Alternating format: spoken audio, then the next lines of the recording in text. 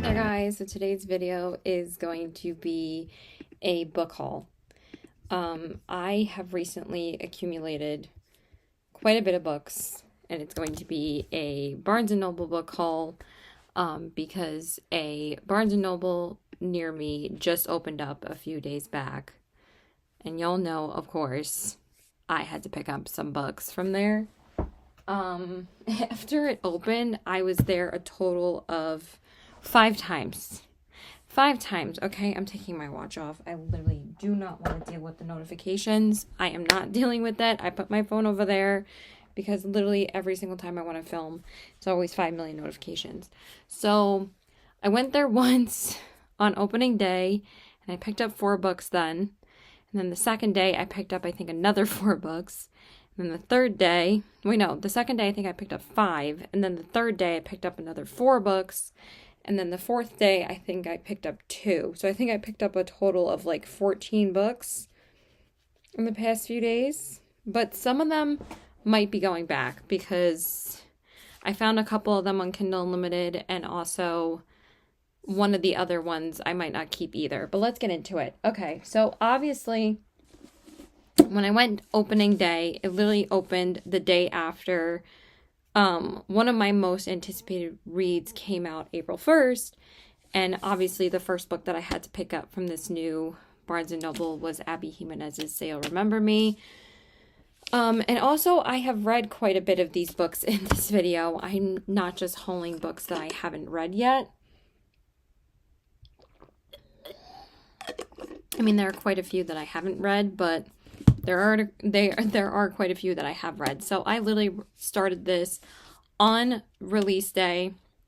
I actually grabbed the audiobook from Everand because I didn't use my credit yet for the month.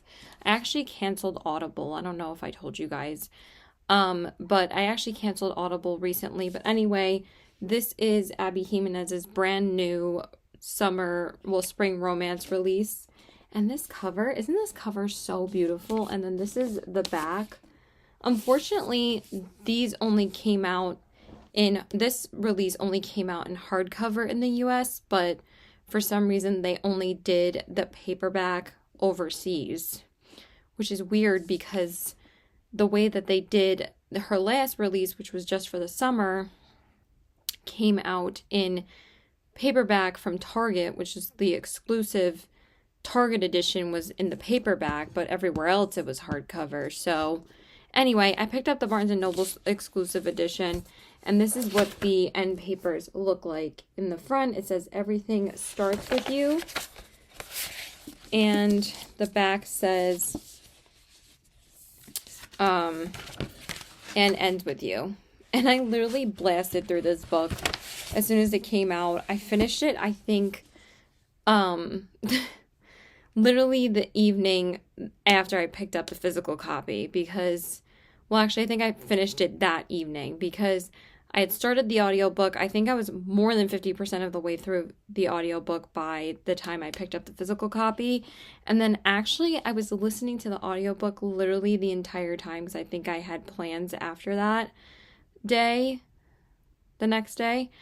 And then I only ended up reading like 30 pages of the physical book. But this was wonderful. Of course, I gave this a 5 stars. I'm going to tell you guys that I loved it because Abby Jimenez, as you know, is my all-time favorite romance author. I don't think anybody writes romance quite like Abby Jimenez. I just look forward to her releases every year. So yeah, I just blasted through this and I'm so excited for her next release. But also I'm so sad that it's over already because there were just so many anticipated reads coming out this year. It's not even funny. And as a avid reader for the past almost year and a half, I feel like there's just been way too many books to get to. But honestly, I wouldn't have it any other way because it's just so exciting. Okay, and then the other new release that I picked up, and I actually just finished this 2 days ago, was The Conditions of Will by Jessa Hastings. This also came out April 1st. This wasn't even on my radar to read this, but Jessa Hastings, if you guys know, she is the author of the well-known Magnolia Park series, and if you guys know, I really do enjoy her writing. So this was like a totally different story. And a lot of people were a little bit confused that she was coming out with a whole different book because everybody's waiting for, the release of the next Magnolia Parks books. But I was curious about this. Like I said, this did come out the same day as Say You'll Remember Me. Obviously, I had to read Say You'll Remember Me first, and then I read this. I actually read the entire book physically because there's not even a audiobook of this yet. That's how new it is. And also, but it was $7.99 on Kindle, and I probably could have just bought it there. But honestly, like, this physical book was actually really nice to hold. It has like, it's really, really floppy. And also, like, the font is, like, really, really big. And usually this, like, kind of format pisses me off a little bit. But honestly, it didn't even bother me. And I read this in, like, 3 days. It did take me a little bit longer because it is, like, 450 pages. But basically, this is about a girl named Georgia and her extremely toxic family who live in rural South Carolina. It was crazy. This book was crazy, but if you guys are not in the mood for such an emotional roller coaster and have your heart broken like Magnolia Parks, I think that you guys would like this because I really enjoyed this. I gave it a 4.25 stars. It was really good. Okay, and then the next new release that I picked up that same day on opening day, it was just so much fun. And the story is so beautiful, you guys. But I was actually thinking about picking this up for a couple of weeks, so I finally just picked up the Barnes & Noble exclusive edition, but I'm not sure if I'm going to keep this either, but I am in the middle of this book right now. This is the book I'm currently reading, and that is Our Infinite Fates by Laura Steven. I did pick up the Barnes & Noble exclusive edition. It does have gold foiling on the sides. I just use this as my bookmark. If you guys didn't know, I don't take the book jackets off when I'm reading hardcovers. I just use them as bookmarks because I love seeing the pretty book jacket, okay? I'm a sucker, I guess. But it's like really, really pretty gold sprayed edges. And this book, you guys, this book is hyped up for a reason. I am absolutely loving this. I'm on page 178, and the reason why I stopped reading this is because I actually started reading a new release today, because it came out today and it was one of my most anticipated reads of the year. But I did read this all day yesterday while I was waiting for that new release to hit my Kindle because it was on Kindle Unlimited.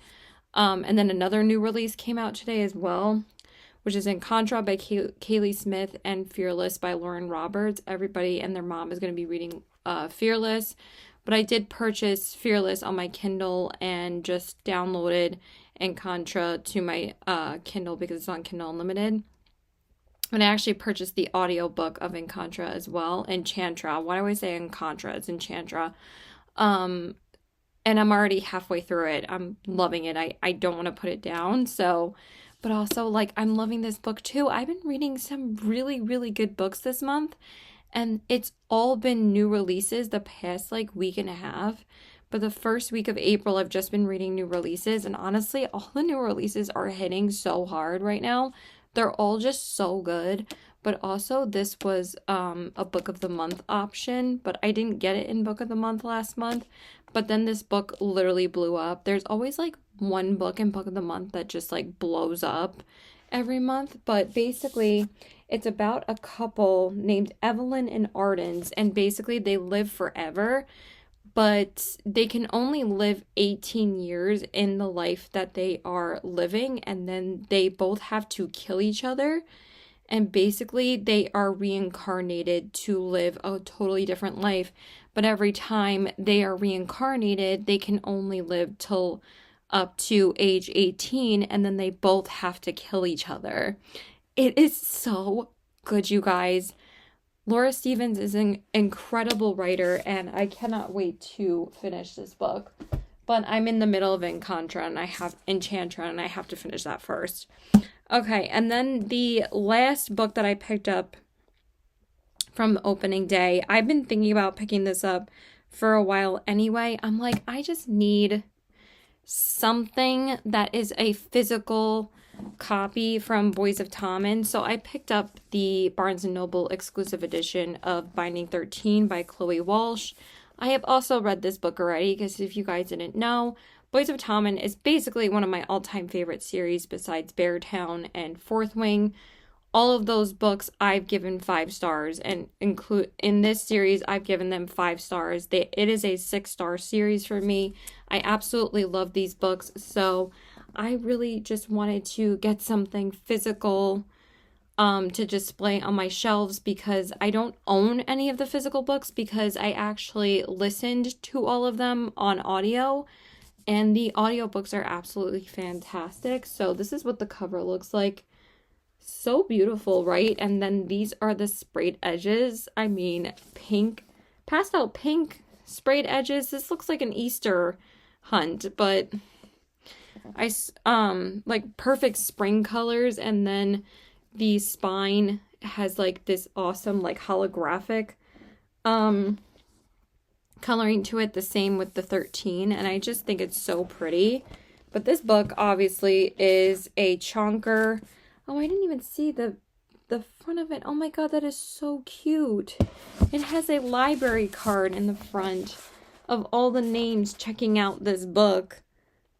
That is so sweet. Oh my god. And every time I read these names, it just brings back such emotions. Like, I haven't really had another book do that to me besides Beartown, like when I read the names again. But yeah, this is a freaking chonker. But I just really wanted to own this. And also, like I said, since I don't own the other physical books, I just really wanted to get the Barnes & Noble exclusive edition of the first one, because this is when I first fell in love with all the characters, and I absolutely love this series. So that is it from the first trip. Now let's go into what I got from the second trip. Oh, this was a fun time. So I was looking around, and this was like the only day that I didn't really have any plans. I had went to a doctor's appointment for my foot, because I don't know if I told you guys, I fucked up my foot like a few months back. And sorry, just checking my messages.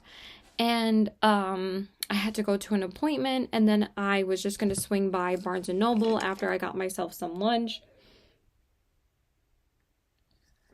Actually, no, this wasn't even that day.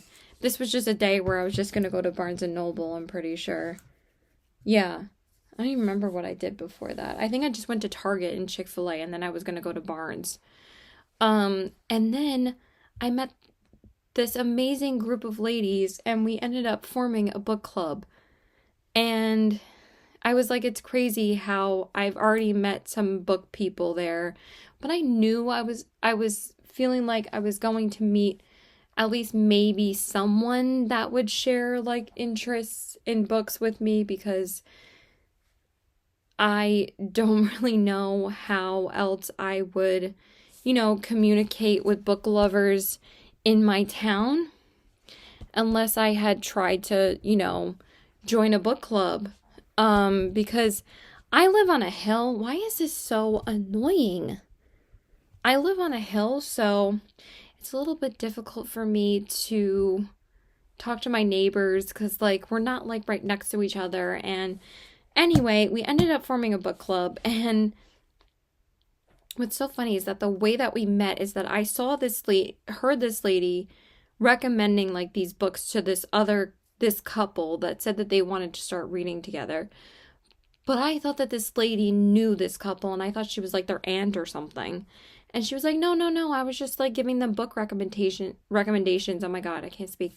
So then me and her bonded in the thriller section, because we were talking about all the thriller books that we really like. And then she said, lean me over to the romance section so you can give me recommendations over there. I'm like, okay. And then we found these 2 other girls that were looking at the romance section. And then we started talking about all the books that we love. And then this other girl was looking at books in the romance section. And then we all started talking. So then we all ended up gathering around the dark romance table. And we ended up picking a dark romance to start our book club, and this was the first book that we decided to read, and that is Kiss of the Basilisk by Lindsay Strobe. This is originally called Spit or Swallow. Yeah, this book is on Kindle Unlimited, but I was debating on whether or not I was going to pick up our first official book club pick, and I was like, I kind of have to, because like this book is going to have such good memories attached to it now, and I was like, I feel like I have to get it. And also, look at these edges. Like, seriously, so freaking pretty. And then the bottom is the same. And then the cover, of course, is gorgeous. And then the front, this quote got me. As soon as I brought it home, I didn't even see it until I brought it home. It says, "My compass points to you. I cannot change direction even if I wanted to." I'm literally obsessed with that quote. And then the back says, "Am I to share you?" So I am super excited to read this. It says, "Tem couldn't imagine a stranger duo, the formidable basilisk and the human prince, both powerful in their own right, but they couldn't be more different from each other." So very excited for this. I actually did start this on the train from USB Arena. Oh my God, I keep on saying USB Arena. UBS Arena. And I started it on my Kindle, and I am going to read it on my Kindle because this book is a chonker, you guys. I think it's like 500 something pages. So I wasn't really gonna read this like thoroughly until like a couple of weeks from now, but I'm hoping to start it maybe like right after I finish Great Big Beautiful Life from Emily Henry. I'm probably just gonna end up reading this one. And also what's great about this one is that I did tell you guys in my 2025 reading goals video that I really wanted to read more dark romance this year, and I haven't read any. You guys, I haven't read any dark romance, but I am technically reading a dark fantasy romance right now because I'm reading Enchantra, so that does count, but this is also a dark fantasy romance, so very, very excited to get into this. And I'm very, very excited to see what all of our thoughts are on that book. Okay, so then next up, I wanted to pick up these books ever since I read Expiration Dates because I absolutely fell in love with Rebecca Serly's writing. So I did pick up One Italian Summer and In 5 Years because I really do want to read more of her books. I am super excited to read these. This one I'm not going to read until obviously like June or July because it's a summer read. And then this one, I'm going to hopefully try and read this either in May or June, but I do want to get this on my TBR when I can. But I absolutely loved Expiration Dates, and her books are so freaking short, you guys. They're freaking like 250-page books that you could literally binge in like a day. It's like 245 pages. Same thing with this one. This one's like 250. So I'm super excited to read these. So this one says, Danny Cohen lives her life by numbers. She is nothing like her lifelong best friend, the wild, whimsical, believes in fate. Bella. Danny's meticulous planning seems to have paid off after she nails her most important job interview of her career and accepts her boyfriend's marriage proposal in one fell swoop, falling asleep completely content. But when she awakens, she's suddenly in a different apartment with a different ring on her finger and beside a very different man. Danny spends exactly 1 hour, 5 years in the future before she wakes again in her own home on the brink of midnight, and it is 1 hour she cannot shake. Very, very excited for this.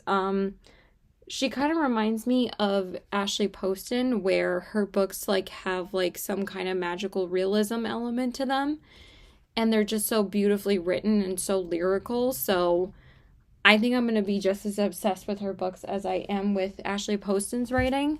And then this one, One Italian Summer, I haven't read the synopsises of either of these. I just know I'm going to love them because I love her writing already. It says, when her mother dies, Katie Silver is left reeling. Carol wasn't just her mom. She was Katie's best friend and her first phone call. Carol had all the answers. To make matters worse, the mother-daughter trip of a lifetime looms. 2 weeks in Positano, following the very same route Carol did as a young woman. Katie had been waiting years for Carol to take her, and now suddenly she is faced with going on this adventure alone. But as soon as Katie steps foot on the Amalfi Coast, things begin to change. She is buoying by the stunning cliff sides, incredible food, and charming hotel staff. And then the impossible happens. Carol appears for real in the flesh, healthy and suntanned, and 30 years old. Katie doesn't understand what is happening or how, but over the course of her time in Italy, Katie gets to know Carol in this new form. She must reconcile the mother she loved with the young woman she is meeting for the very first time. One Italian Summer is a transcendent novel about how we move on after great loss and how the people we love never truly leave us. That kind of sounds like 7 Year Slip. I'm very excited for this. So I can't wait to read that. Okay, next up, I'm probably going to return this chonker, but honestly, at the time, this is such a beautiful book, but it is on Kindle Unlimited. But I really, really, really want to get into reading Lucy Score books, because I have not read any of her books, and this is her newest release, and I've actually seen that this one has pretty high reviews on Goodreads, and that is Lucy Score's Story of My Life. Now, this is pretty long, you guys. It's a chonker, but look at this. Look at this cover. Freaking beautiful. It says, she's got trouble written all over her, but look at these sprayed edges. Are you kidding me? They're so pretty. I love like the tie-dye colors. And then this is the bottom. Like, are you joking? It's so pretty. And look at the inner end paper art. And it says, welcome to Story Lake. Like, are you kidding me? This is probably such a cute cottagecore kind of romance or something like that. I don't know if it has like a magical realism to it or anything. It's probably not cottagecore, but this book is long. It's like over 500 pages. I'm like, I don't know if a romance has to be that long, but also I haven't really read many romance books that are over like 350. And then I tend to get a little bit bored. The only ones that I've read over 500 pages have been the Binding 13 series, The Boys of Totman. But that's much more than just romance. So anyway, this one says, what's more inspiring to a rom-com author than a hot, grumpy contractor literally knocking down walls? Hazel Hart is a thriving romance novelist until a breakup drives her straight into writer's block. Having failed to deliver her new manuscript, she's living in pajamas and hiding behind a mound of takeout containers until her publisher lays down the law. If she misses her next deadline, it's the end. Desperate for inspiration, Hazel impulse spies a historic home online and flees Manhattan to the tiny Story Lake, PA.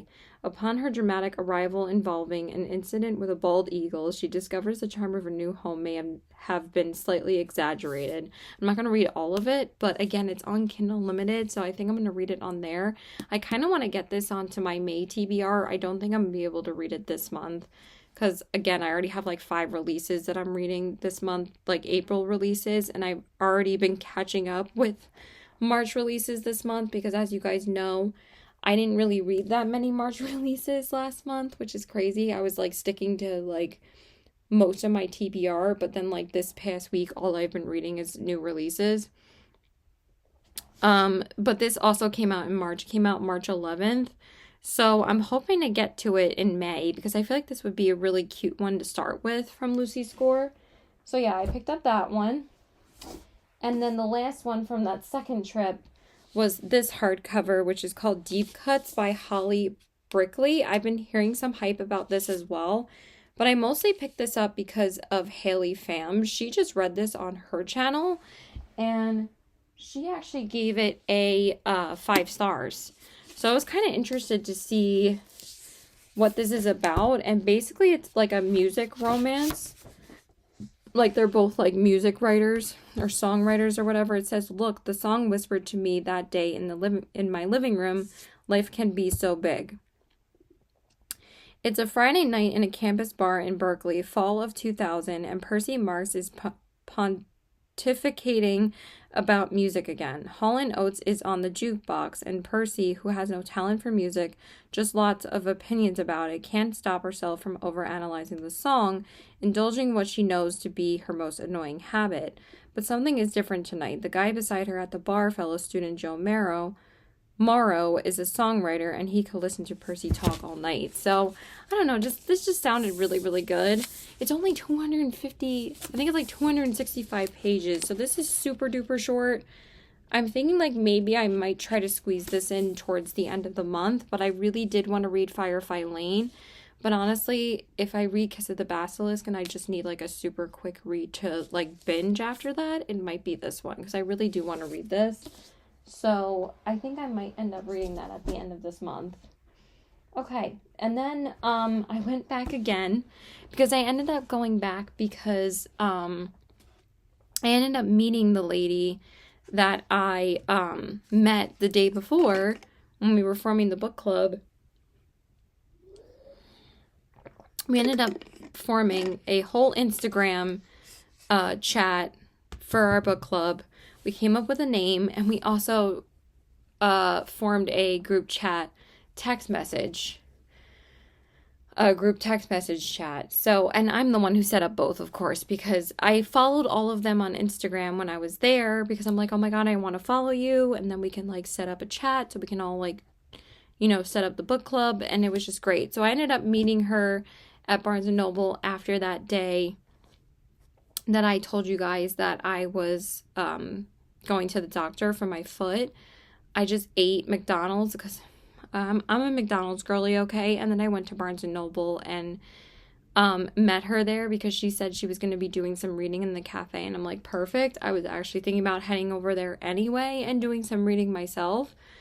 So that was when I was still reading The Conditions of Will, but literally both of us only read like 10 pages when we were there. And then we were just like talking to like the other people that she knows around Huntington. It's just like so adorable. She like knows everybody here. I'm like, I have a couple of friends here, but honestly, like most of my friends are like from my college years, and they're people that I still hang out with. Or like from Suffolk Community College. They're not really like from my town. So she said to me that she wanted to shop around a little bit, and she's so funny because she told me that she wasn't going to pick up The Kiss of the Basilisk because she was going to read it on Kindle Unlimited too. And then she's like, I think I'm going to pick up that book. And I was like, were you convinced because I picked up the physical copy?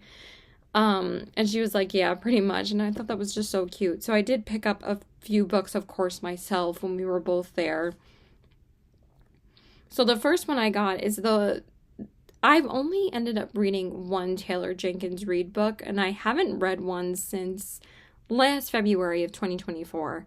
So literally, I have not read a Taylor Jenkins Reid book since like over 12 months ago. So I really wanted to pick up this book because this is the one I have the most interest in reading next. And I felt like this would be a good like summer book. But so is Malibu Rising, which I still have on my TBR. But I picked up Carrie Soto is Back. And this one is about like a tennis player. I'm not going to read the synopsis of every single book, but I'm sure you guys have heard of this one because this one's much more well known than some of the other books I mentioned. Because Taylor Jenkins Reid is a huge author. She wrote Daisy Jones and the Six, which is also a book I want to read, and I also want to watch the series as well. But also, the reason why I kept on picking up quite a few books over the past first few days that I was going there is because I kept on earning a $5 reward literally every single time I was shopping there. Because I had spent like $100 the first day and then $100 the second day, and I was like, dude, you gotta slow down. But I might return a couple. But anyway, I picked up this one, and I was eyeing that for a while anyway. And then I ended up picking up these two books. And you know what's funny about these is that I didn't even know that these books were by the same author until I brought them home.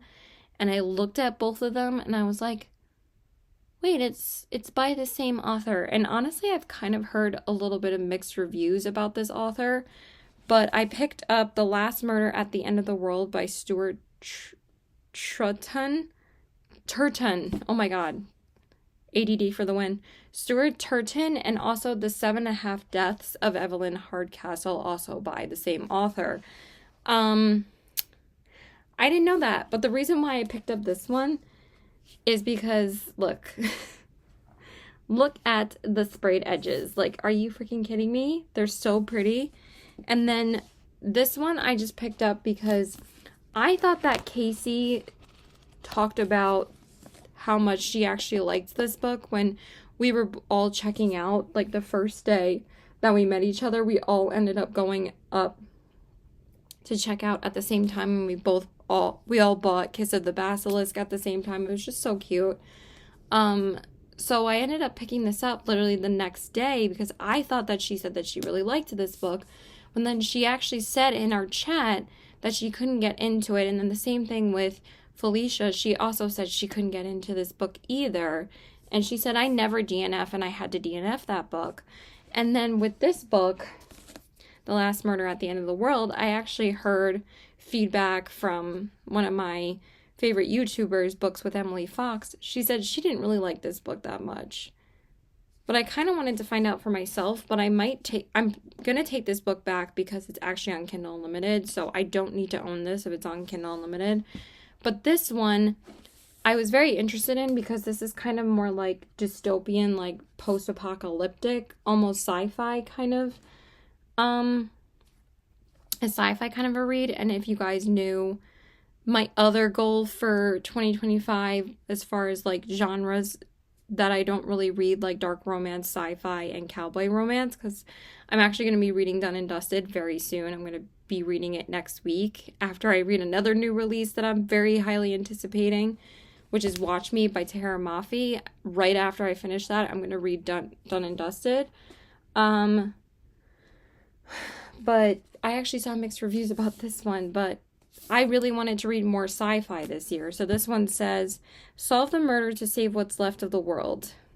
It just sounds like such a cool concept. It says, outside the island there is nothing. The world was destroyed by a fog that swept the planet, killing anyone it touched.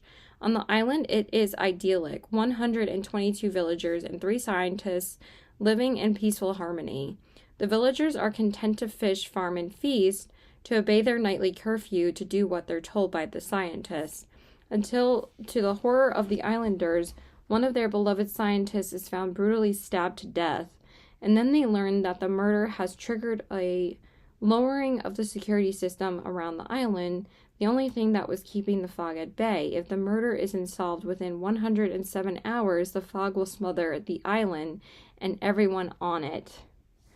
But the security system has also wiped everyone's memories of exactly what happened the night before, which means that someone on the island is a murderer and they don't even know it. That sounds so fucking good. It sounds like a reality show, but I can't wait to read that. Probably going to pick that up more towards the summer. And then The 7.5 Deaths of Evelyn Hardcastle. It says, the rules of Blackheath. Evelyn Hardcastle will be murdered at 11 o'clock p.m. Can I speak? There are 8 days and 8 witnesses for you to inhabit. We will only let you escape once you tell us the name of the killer. Understood? Then let's begin.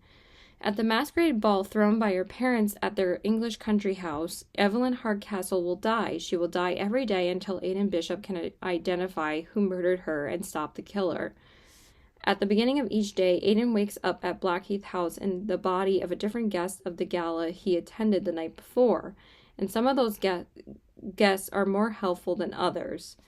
It just sounds so good. But as what my book besties said, they said that they really couldn't get into this. But if I'm going to be reading it on Kindle Unlimited, I think it'll be a little bit easier. But yeah, I don't think I'm going to be keeping it because I don't need to keep it if it's on Kindle Unlimited. And then the last book that I got, this is such a heavy book, you guys, but it's so beautiful, and Felicia wouldn't stop raving about how much she wants to read this. I actually haven't even read the synopsis of this either.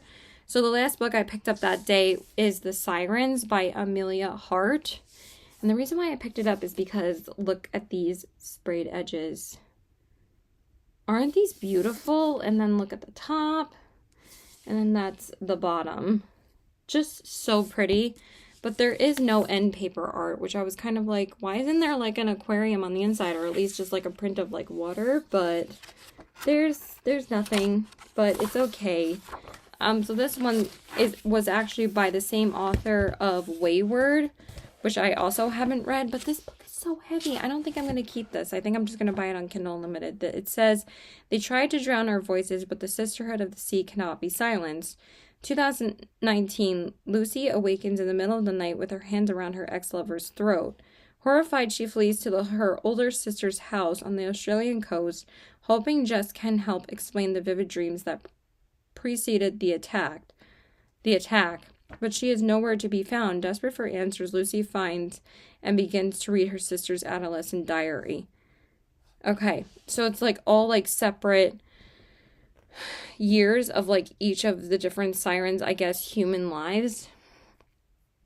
That sounds so cool. As Lucy awaits Jess's return, strange rumors surrounding her sister's small town start to emerge. Numerous men have disappeared at sea, a tiny baby was found hidden in a cave, and sailors tell of hearing women's voices on the waves. That sounds really cool. So I am very excited to read. This is actually a potential book club pick read for us for May, and I think this would be a really, really good one. So yeah, I'm hoping this one gets picked, but you know, it's not up to me, it's up to majority. And then the last time that I was there, which was 2 days ago, I haven't been there in 2 days, I picked up these 2 books. I picked up 2 romance books because actually I hadn't picked up any. And I've been thinking about picking up both of these since it opened. I've actually been thinking about picking up this one for quite a while. So the first one that I picked up was The Kiss Quotient by Helen Hoang. And this one was actually a pretty popular book on Book Talk, I think a couple of years back. And actually one of my coworkers recommended this book to me. She said that she had finished it a while back and she said it was really, really cute. It takes her a while to get through books. And then the same thing with my other coworker that reads. She said it takes her forever to get through a book, but for me, I'm just like blasting through them. So this one says, a heartwarming and refreshing debut novel that proves one thing. There's not enough data in the world to predict what will make your heart tick. Can I speak? I'm not going to read the whole synopsis. I'm just excited to read that. I think it's going to be cute. And then the last book I picked up from this Barnes & Noble, I actually got this recommended to me by one of the workers there. And she does not stop raving about this book. It's called Love at First Book by Jen McKinley. And I'm like, whenever somebody recommends something, I'm like, sign me up. I'm here. I need it. And I also had a $5 reward, so I just bought this. And it says, when a librarian moves to a quaint Irish village where her favorite novelist lives, the last thing she expects is to fall for the author's prickly son until their story becomes one for the books. Emily Allen, a librarian on Martha's Vineyard, has always dreamed of traveling the world. So when her favorite author, Sibylle Riordan,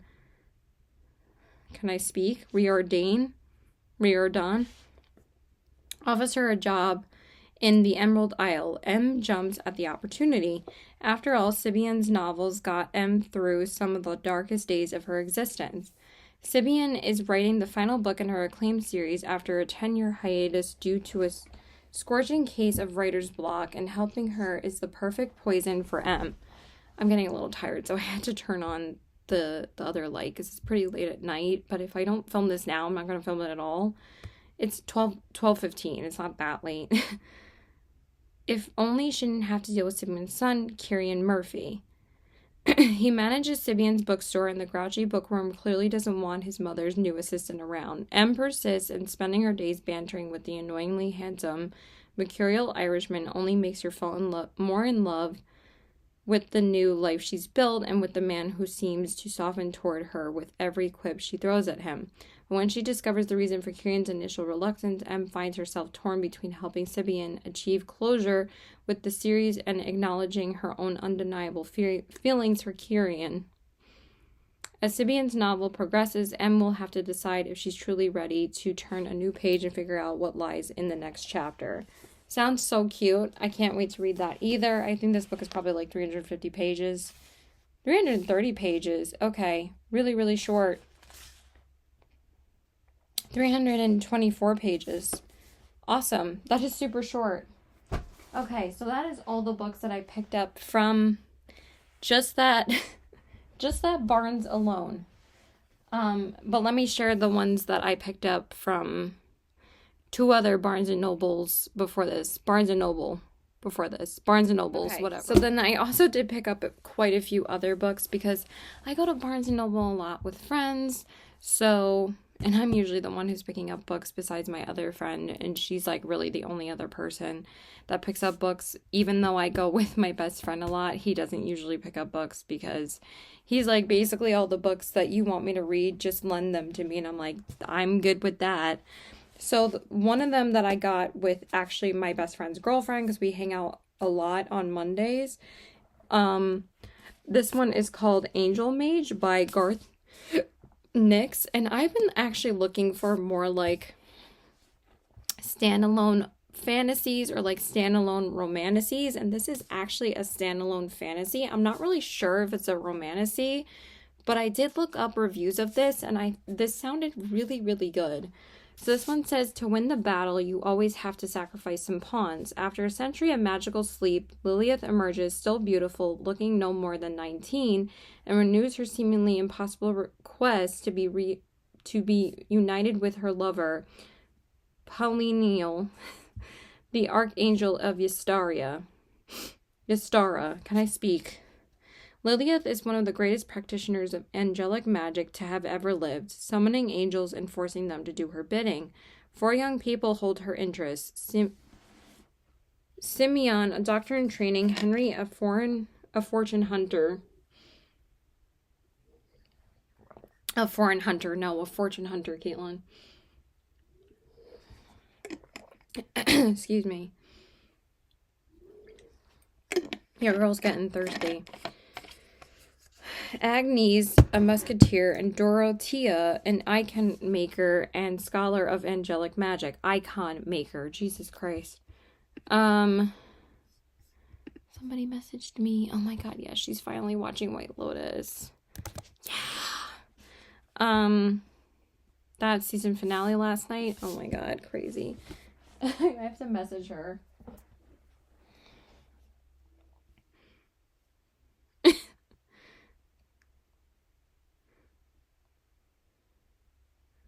You finally got your password?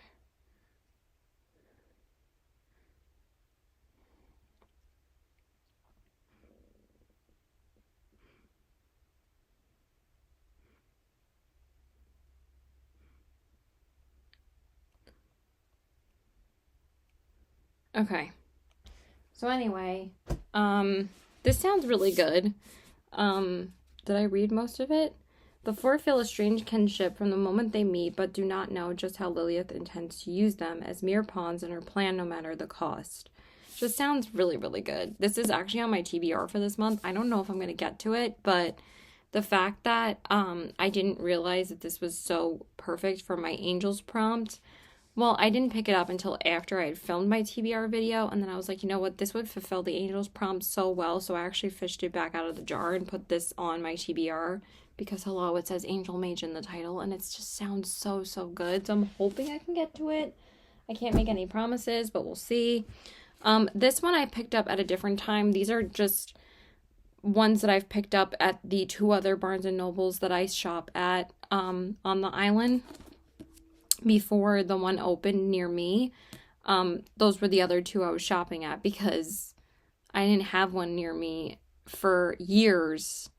And I actually never shopped at the one that was actually the closest to me because that's when I wasn't really an avid reader. And then, of course, when that one closes, that's when I become such an avid reader that I shopped at the other 2 locations that are like 20 to 30 minutes away from me when now this place is only 5 minutes away from me. So it's dangerous. And I knew I was going to pick up a lot of books. But hey, I'm returning 4. That's not bad at all, actually.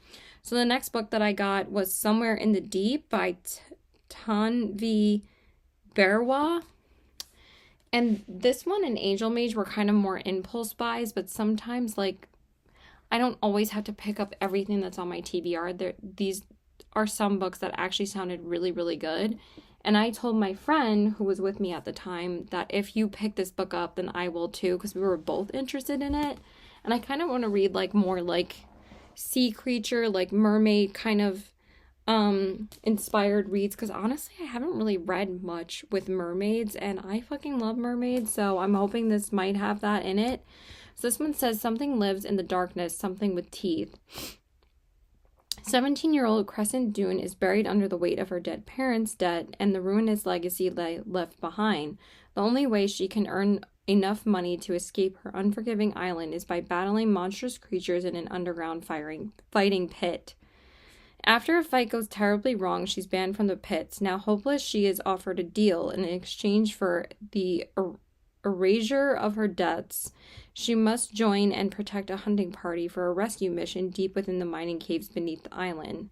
Crescent is determined to keep her head down and fulfill her role as a dutiful bodyguard, even though she is trapped underground with her childhood enemy and a company of good people who would gladly kill her if they knew who her parents were. As the group comes across creatures she believed only existed in legends, it becomes clear they are in far more danger than she could have imagined.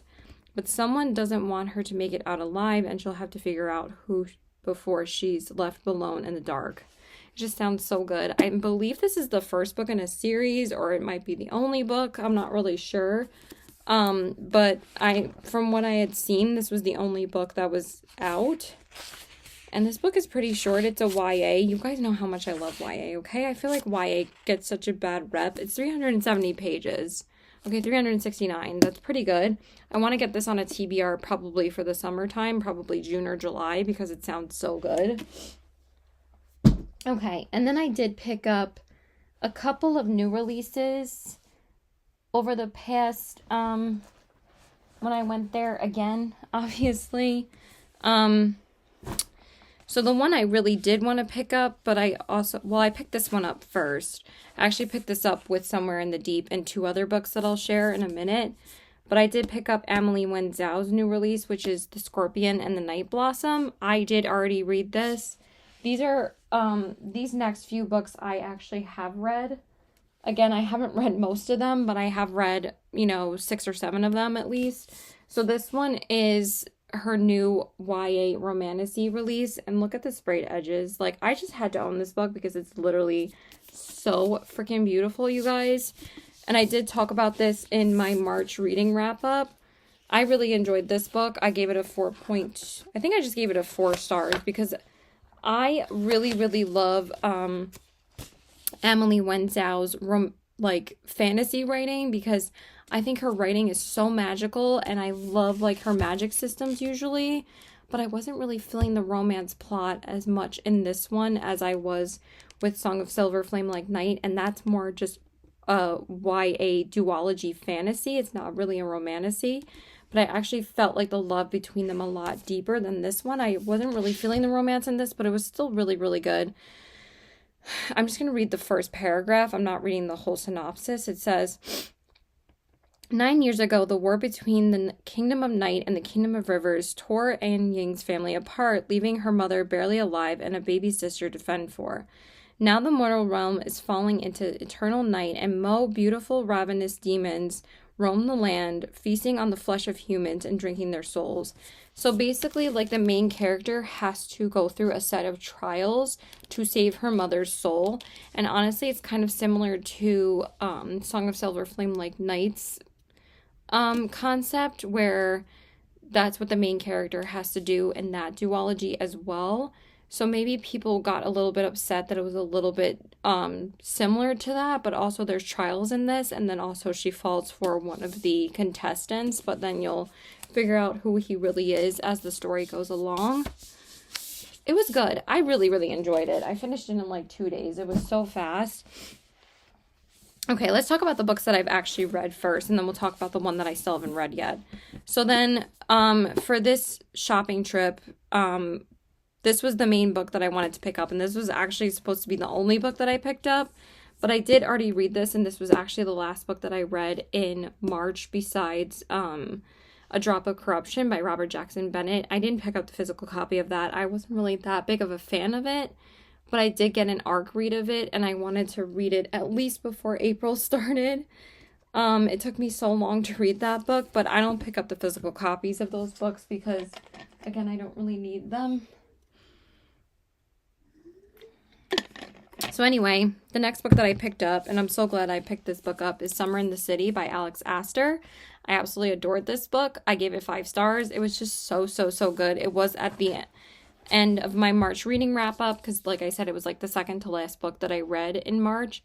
And I just needed something that was like lighter. Like after reading the Beartown trilogy, I needed just the lightest, fluffy romances after that series and after I read it, because that was a heavy series. Okay, it's phenomenal, but damn it emotionally wrecks you. And I thought that this would be the absolute perfect book to pick up. I actually had picked up Not in Love by Ali Hazelwood before this, and I read that book finally, and I really enjoyed that as well. And this one was really good too. I've been reading some really good books lately, especially the new releases, but I picked up the Barnes & Noble exclusive edition. Look at the taxi driver sprayed edges. Like, are you serious? It's just so freaking cute.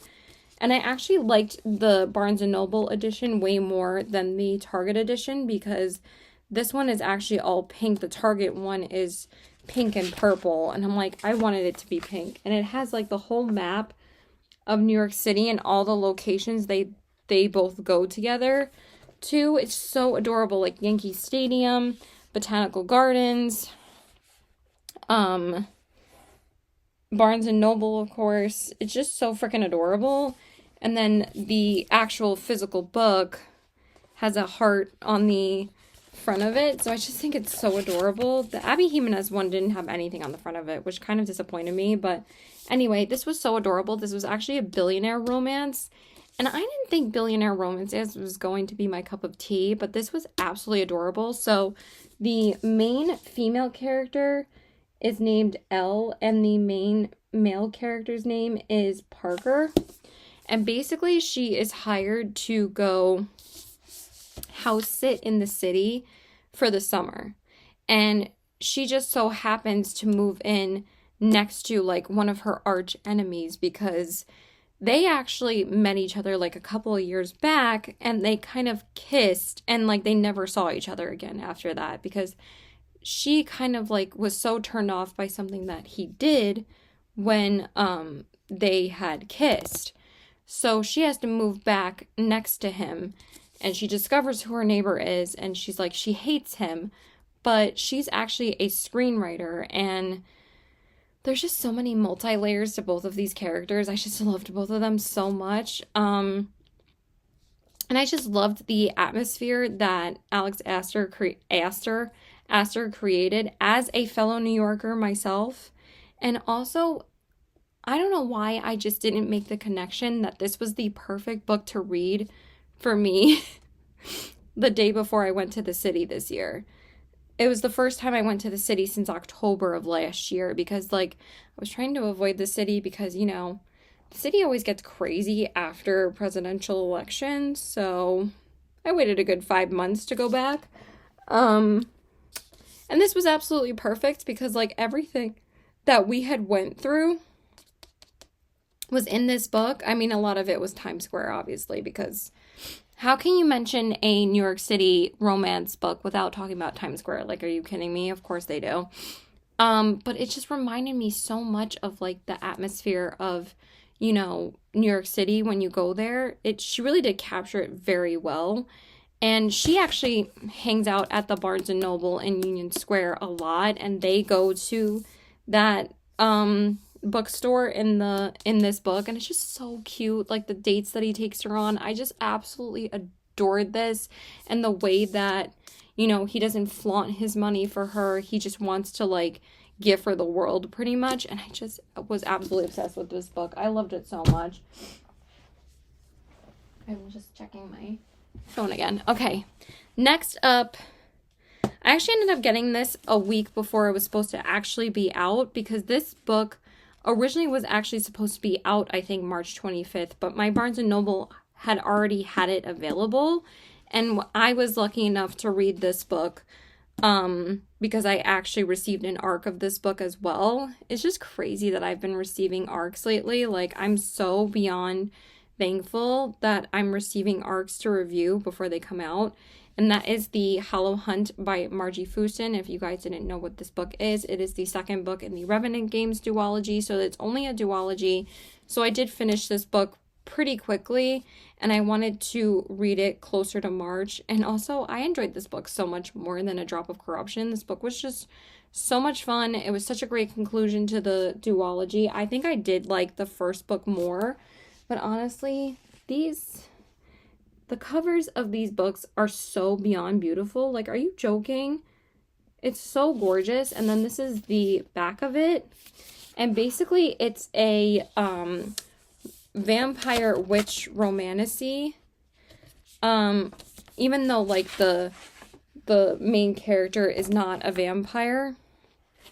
And she's not a witch, but she falls in love with a vampire. And basically, they're about, like, vampire witch trials, where, like, the vampires will grant humans immortality and the witches will bring back somebody from the dead. And that's basically what this duology is about. I absolutely loved it, and I highly recommend, if you guys are looking for, like, a fast-paced YA duology, to read those because they're so good. I also picked up the second book in this series, and this book actually came out on the same day as Summer in the City. But I haven't read the first book yet. But these covers are just so beyond beautiful. And I do plan to read these, like, later in the year. So I picked up The Shadow Bride by Shelby Maharoon. And this is a spin-off duology to Serpent and Dove. And this Serpent and Dove is, like, a huge series.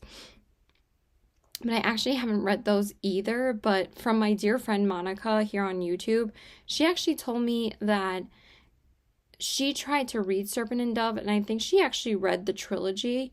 She said she doesn't really find it necessary for you to read the trilogy in order to understand this duology. Like, it's kind of similar to, like, Dance of Thieves. Like, it kind of just adds more of, like, an experience to the characters. But also, this is gorgeous, you guys. Look at this inside hardcover, and then the end papers. It's like frosted flowers. It's just so pretty. And then I think the back end papers are the same. Yeah, they're the same. But it's just so beautiful. And I have these displayed on my shelf because I have the first book, which is The Scarlet Veil. I really do need to read it. So I'm not really going to read the synopsis because I don't want any spoilers, but it says, Celie Tremblay died. Now it's time for her to live. Hopefully that's not a spoiler, but we'll see.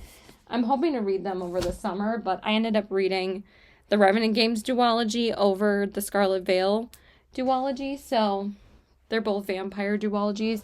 But I did read the Revenant Games of September of last year, and then I read the Hollow Hunt, obviously, before it came out, so I do want to read more vampire books this year, though I've only read The Hollow Hunt, so we need to get some more vampire books on the TBR, but I usually end up reading vampire books, like, when Halloween rolls around.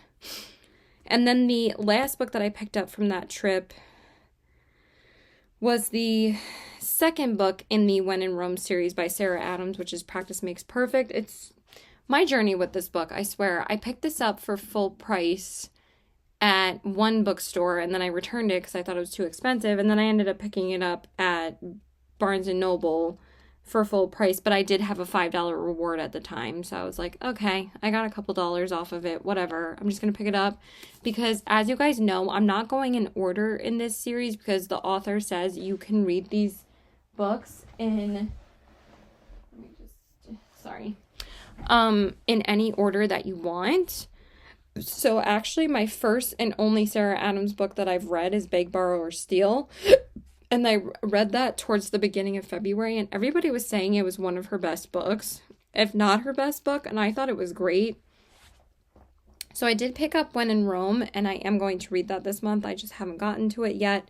But also I picked up the second book, so I'm going to read this right after I read When in Rome. When in Rome. But it's basically only centering around certain siblings. I actually forgot to grab one more book. I'm going to grab it in a second because I actually picked that up around the same time. I think I picked up The Scorpion and the Night Blossom and 2 other books. But I'm really excited to read this. I'm not going to read the synopsis of it because if you haven't read the series yet, I don't want to spoil it for anybody. But I forgot to grab another one on my romance shelf that I've already read, and this was a March new release. Sorry. And this was actually the first arc that I ever completed, because the first arc that I actually received was A Drop of Corruption, but honestly, I had started it, and honestly, I wasn't really feeling it. So, but I knew I was going to read this book for my Valentine's Day read, and I received this arc literally like 2 days after I received A Drop of Corruption, and that is Promise Me Sunshine by Kara Bastone. I had to pick up the physical copy of this. I absolutely freaking adored this book that I had to get it. It was a 5-star read for me, and also this book means a lot to me because it's about the loss of her best friend, the main character's best friend. And if you guys didn't know, I lost my best friend a few years back in 2021. So it's been a few years at this point. But you know, of course I miss her every single day. And this one says, grieving the loss of her best friend, a young woman finds her life turned upside down when she meets a grumpy stranger who swears he can help her live again, by the beloved author of Ready or Not. And if you guys didn't know, I absolutely loved Ready or Not. I actually read that book right after I read Blood Over Brighthaven, and that literally destroyed my life. Literally the best book I've ever read. I literally felt like I was going to throw up after I read that book, and I was absolutely sobbing. But then, of course, after I read Ready or Not, it made me sad, and this one did too. I was crying so much at the end of this book, but it was just so emotional for me because they've both lost somebody that is important to them, and they kind of form a romance, and they're not trauma bonding, but he's more so trying to like help her through her grief. And it's just, I love this book so much. It's so adorable. I absolutely adore Kara Bastone's writing. I'm going to read any romance that she comes out with. So I am so excited to see what her next book is for us. And I literally cannot wait. And then the last books that I'm going to share with you guys really, really quickly, because I don't know when I picked up the first 2 books in this series, but I did pick up the 3rd and 4th books in this series recently. But I'm just going to say that I did pick up the entire quartet of the Ember and the Ashes series by Sabaa Tahir. So the first one is An Ember in the Ashes, obviously. This one is one of my books for my 25 and 2025. The second book is A Torch Against the Night.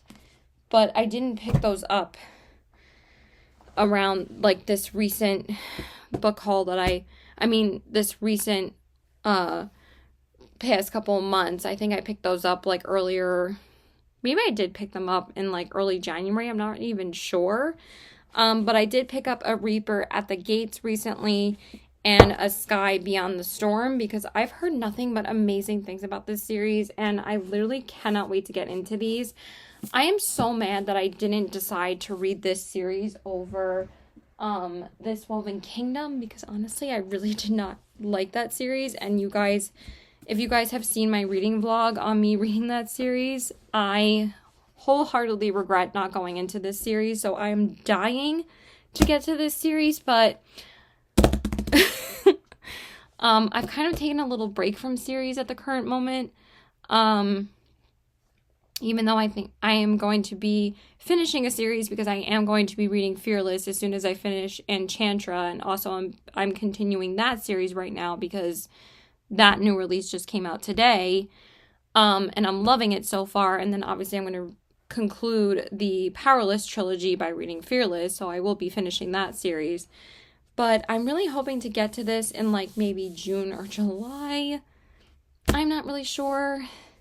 Maybe in May, because like there's actually another series that I thought I was going to be reading, but then I found that the new book doesn't even come out until October. So I'm like, okay, I can push that series to October and just read all of them before that comes out. But I don't know. We're going to see. So this one basically says, Book 1 of the beloved New York Times bestselling series, Leia is a slave, Elias is a soldier, neither is free. This one says, Elias and Leia are running for their lives after the events of the 4th trial, Martial soldiers hunt the two fugitives as they flee and undertake a perilous journey through the heart of the Empire. It sounds so good. Why haven't I read this series yet? I don't know. This one says all empires fall. I don't want to spoil anything. And this one says, who will survive the storm? That's all I'm going to say. So, yeah. That's it. That's it, you guys. Those are all the books that I've picked up recently. I know we've been here a little while, but I am glad that I finally filmed this haul. I mean, these books have only been sitting in my room for the past few days. It's not like it's been that long. But I hope you guys enjoyed this video. Let me know if you've read any of these. So far, I've read 1, 2, 3, 4, 4, 5. Obviously, Binding 13 is 6. Conditions of Will is 7. And I'm currently reading Our Infinite Fate, so that'll be 8 books. So that's actually a decent amount from, because, like, I usually don't end up reading half the books that I haul or have recently bought, but I'm trying to get better about it, and also because most of them are new releases. So I'm trying to catch up with as many new releases in 2025 as I can. Honestly, there's, like, maybe over 100 book releases that I am trying to read in 2025. There's a lot. There's more book releases coming out this year than there was last year, and also I did read a couple of 2024 releases this year that I wasn't able to get to last year either. So we're just slowly catching up with new releases. So I hope you guys enjoyed this video. Please like and subscribe. Follow me on my Instagram at CVW819 and check out my Poshmark at the same handle, even though I don't really update my Poshmark whatsoever. I really just haven't updated it at all because you guys can see my interest has clearly shifted from makeup to books, and I absolutely adore books.